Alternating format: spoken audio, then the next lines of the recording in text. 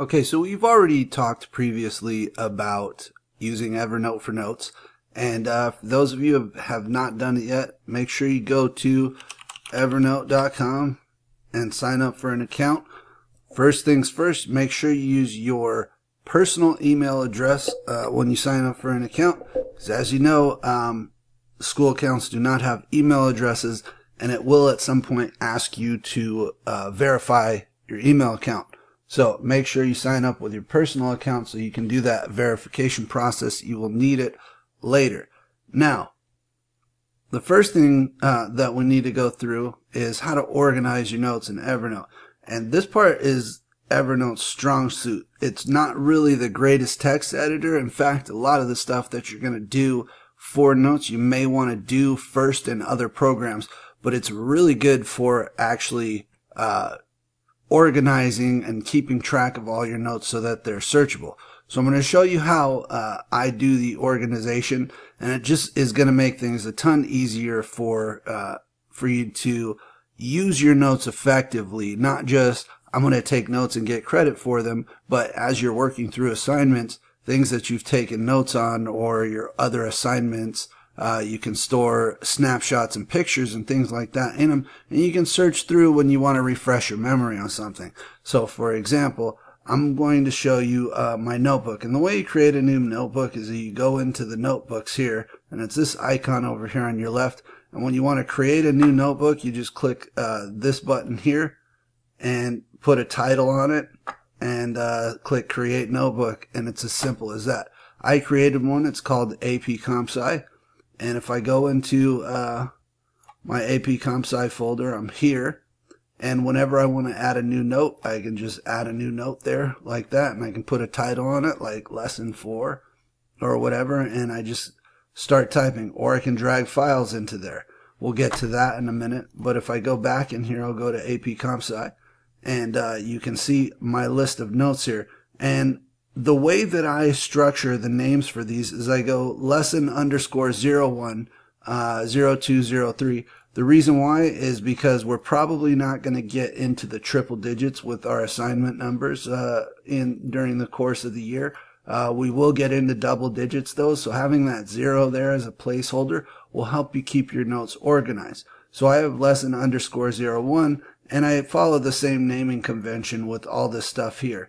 And then I have different options on how to arrange things.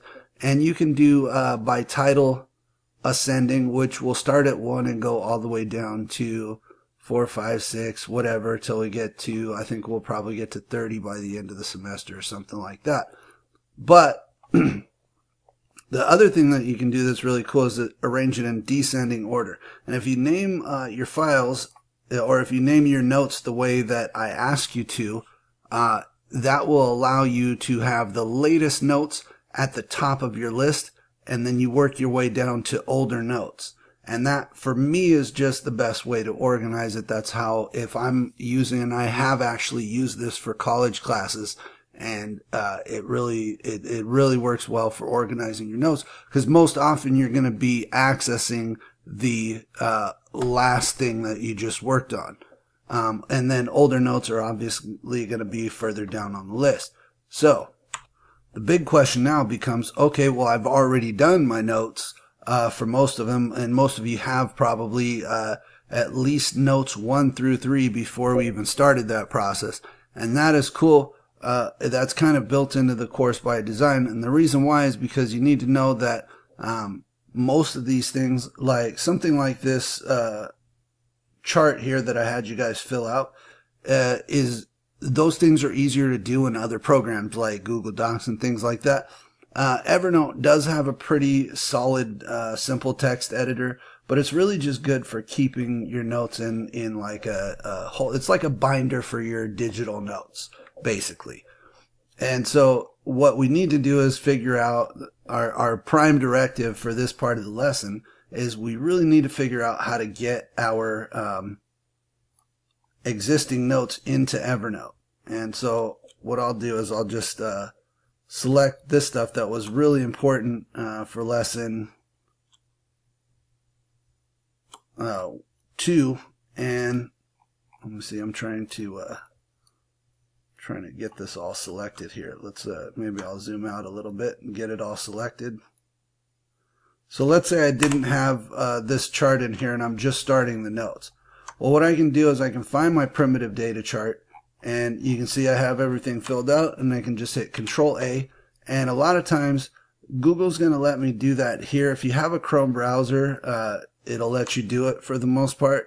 It didn't used to, but if you're copying something from me a lot of times as well, it won't let you copy directly. The copy button will be grayed out. So you can just hit Control A and Control C and click Control V, paste right into Evernote. So you have your notes ready to go now. That was a simple process, and you really didn't need to do much else. So now that you have your notes ready to go, you should at least have notes 1 through 3 ready to go before we start collecting 4. And 1 through 3 I'll actually just come around and check with you in person. So you don't necessarily need to turn them in yet. If you've already done that, that's fine too. I'll check them that way as well. But 1 through 3, you're going to be copying and pasting in. Once you're done, as we go through to lessons 4 and up, we're going to want to turn in the notes. And the way we do that is by clicking the arrow next to this share button here. And you can see one of the options here is for a link. And you just click the link button. And you just click this copy button.